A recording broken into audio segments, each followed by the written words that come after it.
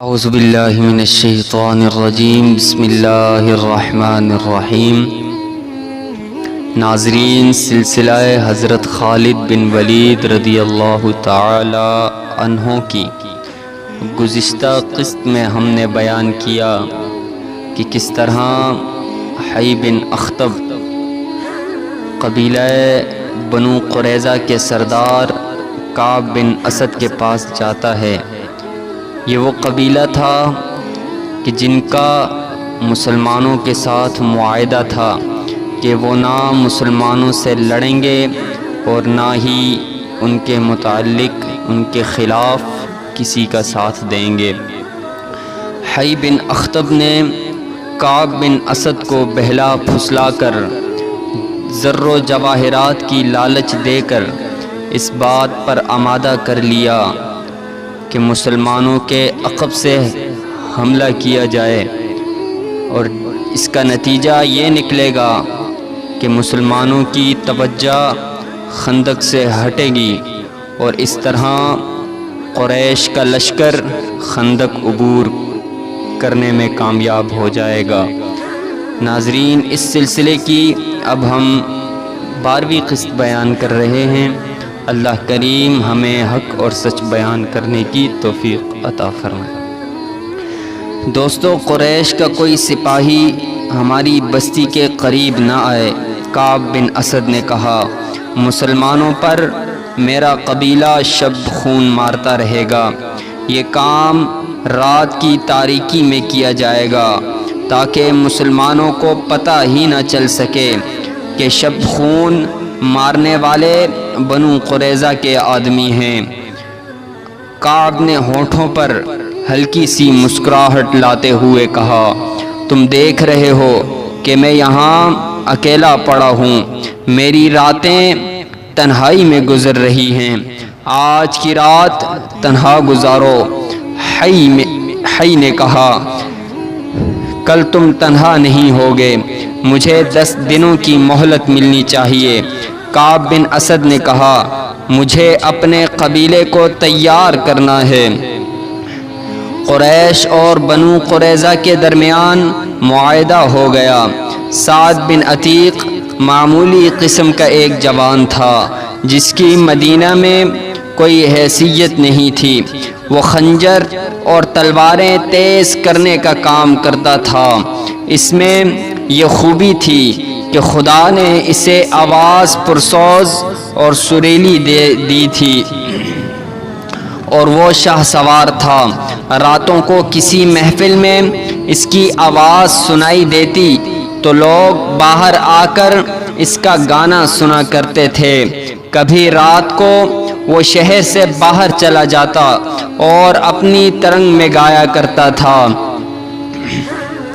اس نے اسلام قبول کر لیا تھا۔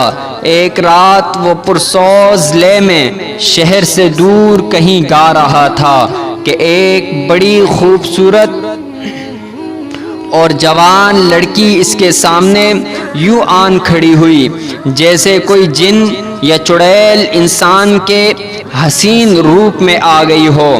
سعد گھبرا کر خاموش ہو گیا۔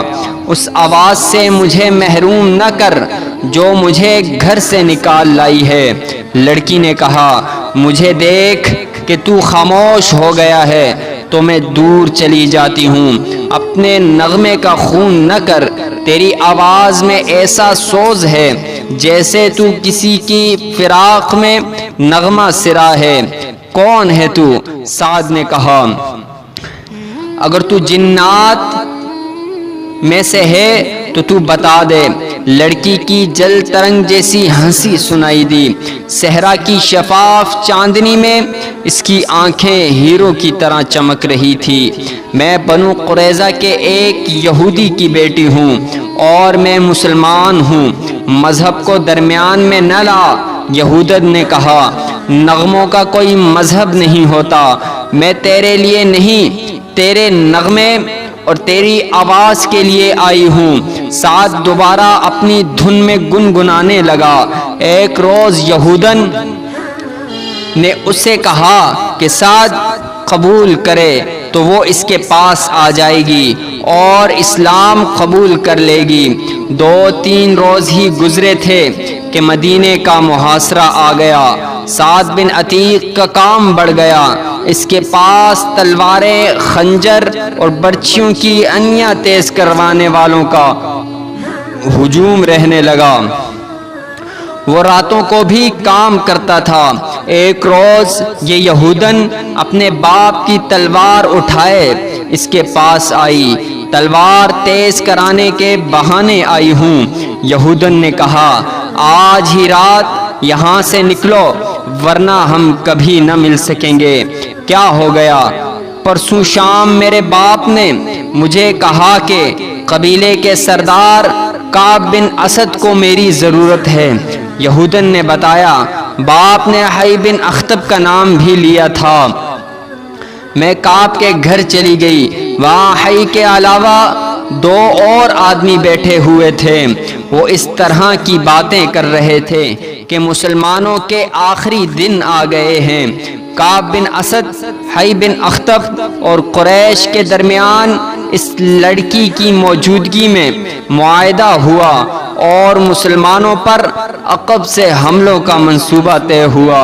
اس یہودن کو رات بھر کعب کے پاس گزارنی پڑی۔ صبح وہ اپنے گھر گئی۔ اسے مسلمانوں کے ساتھ کوئی دلچسپی نہ تھی۔ اس کی دلچسپیاں سعد کے ساتھ تھی۔ اس کے کانوں میں یہ بات بھی پڑی تھی کہ کعب اسے بیوی یا داشتہ کی حیثیت سے اپنے پاس رکھ لے گا۔ سعد بن عتیق اس یہودن کی محبت کو تو بھول ہی گیا۔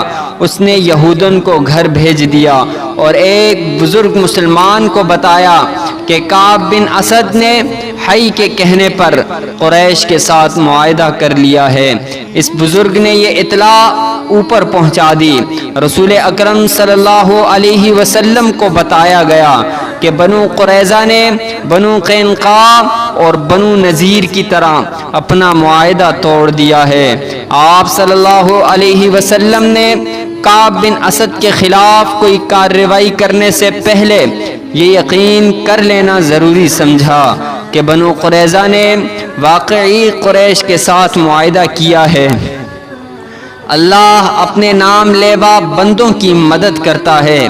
اس کے فوراً بعد ایک ایسا واقعہ ہو گیا کہ جس سے تصدیق ہو گئی کہ بنو قریظہ اور قریش کے درمیان بڑا خطرناک معاہدہ ہوا ہے۔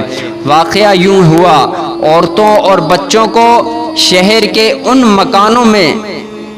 مکانوں اور چھوٹے چھوٹے قلعوں میں منتقل کر دیا گیا تھا جو خندق سے دور تھے۔ ایک ایسے ہی قلعے میں رسول اکرم صلی اللہ علیہ وسلم کی پھوپھی حضرت صفیہ رضی اللہ تعالی عنہا چند ایک عورتوں اور بہت سے بچوں کے ساتھ مقیم تھی۔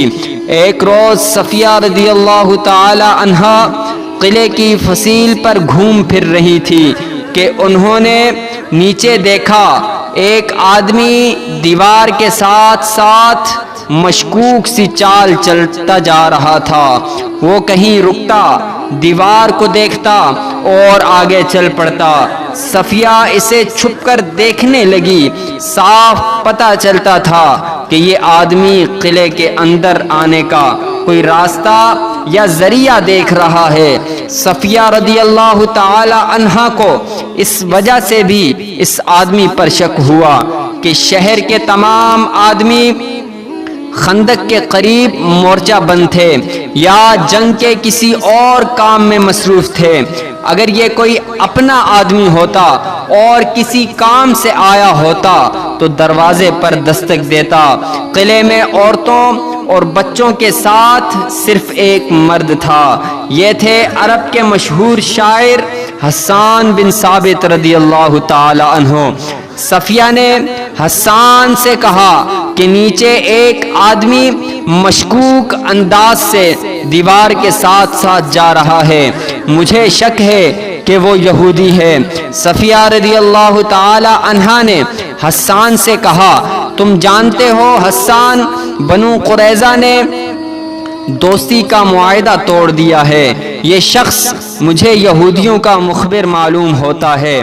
بنو قریظہ ہم پر عقب سے حملہ کریں گے تاکہ ہمارے مردوں کی توجہ خندق کی طرف سے ہٹ جائے اور وہ پیچھے آ جائیں۔ یہودیوں کے پاس ہمارے مردوں کو مورچوں سے نکال کر پیچھے لانے کا یہ طریقہ کارآمد ہوگا۔ وہ ان قلعوں پر حملہ شروع کر دیں گے جن میں عورتیں اور بچے ہیں۔ نیچے جاؤ حسان، اللہ تمہارا نگہبان ہو۔ اس شخص کو للکارو، اگر وہ واقعی یہودی ہو تو اسے قتل کر دو۔ خیال رکھنا کہ اس کے ہاتھ میں برچھی اور اس کے چوغے میں اندر تلوار بھی ہوگی۔ اے عظیم خاتون، حسان شاعر نے کہا، کیا آپ نہیں جانتی کہ میں بیمار ہوں؟ اگر مجھ میں ذرا سی طاقت بھی ہوتی تو اس وقت میں میدان جنگ میں ہوتا۔ مورخ ابن ہشام اور ابن قتیبہ نے لکھا ہے کہ عرب کے عظیم شاعر کا یہ جواب سن کر رسول اکرم صلی اللہ علیہ وسلم کی پھوپھی حضرت صفیہ رضی اللہ تعالی عنہا خود اس مشکوک آدمی کو پکڑنے یا مارنے کے لیے چل پڑی، لیکن یہ نہ دیکھا کہ ایک مسلح مرد کے مقابلے میں جاتے ہوئے ان کے ہاتھوں میں کون سا ہتھیار ہے۔ وہ جلدی میں جو ہتھیار لے کر گئی وہ برچھی نہیں، نہ تلوار تھی، وہ ایک ڈنڈا تھا۔ صفیہ رضی اللہ تعالی عنہا دوڑتی ہوئی باہر نکلی اور اس مشکوک آدمی کے پیچھے جا کر رکی جو دیوار کے ساتھ کھڑا اوپر دیکھ رہا تھا۔ کون ہے تو؟ صفیہ رضی اللہ تعالی عنہا نے اسے للکارا۔ مشکوک آدمی نے بدک کر پیچھے دیکھا۔ اگر وہ کسی غلط نیت سے نہ آیا ہوتا تو اس کا انداز کچھ اور ہوتا، مگر اس نے برچھی تان لی۔ صفیہ رضی اللہ تعالی عنہا اس کا چہرہ دیکھا تو کوئی شک نہ رہا، وہ یہودی تھا اور وہ بنو قریظہ کا ہی ہو سکتا تھا۔ اسے یقین تھا کہ ایک عورت، وہ بھی ایک ڈنڈے سے مسلح، اس کا کچھ نہیں بگاڑ سکے گی۔ تجھ پر خدا کی لعنت، صفیہ رضی اللہ تعالی عنہا نے للکار کر کہا، کیا تو بنو قریظہ کا مخبر نہیں؟ محمد صلی اللہ علیہ وسلم کی پھوپھی، یہاں سے چلی جا۔ یہودی نے کہا، کیا تو میرے ہاتھوں مرنے آئی ہے؟ ہاں، میں بنو قریظہ کا آدمی ہوں، پھر تو یہاں سے زندہ نہیں جائے گا۔ ناظرین گرامی، اس واقعے سے وابستہ مزید احوال ہم اگلی قسط میں بیان کریں گے۔ ان دلچسپ واقعات سے لمحہ بلمحہ آگاہ رہنے کے لیے ہمارے اس چینل کو سبسکرائب کریں اور بیل آئیکن کو ضرور دبائیں۔ دوستو، اگلی ویڈیو آنے تک اپنا اور اپنے ہمسایوں کا خیال رکھیں۔ اللہ نگہبان۔